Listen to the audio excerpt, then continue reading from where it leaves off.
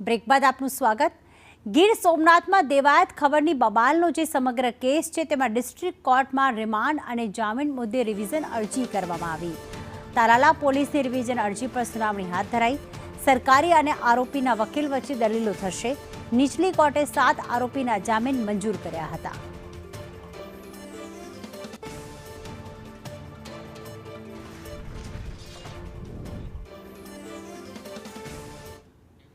રાજકોટના રીબડામાં ફાયરિંગ મુદ્દે તપાસ તેજ કરવામાં આવી। આરોપી હાર્દિકસિંહ જાડેજા હાલ પોલીસ કસ્ટડીમાં છે।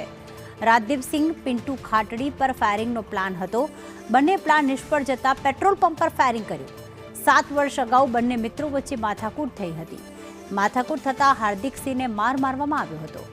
માથાકૂટમાં રાજદીપ પિન્ટુ સામેલ હોવાની શંકા હતી, જેની અદાવત રાખીને જ પેટ્રોલ પંપ પર ફાયરિંગ કર્યું હોવાનું સામે આવ્યું છે।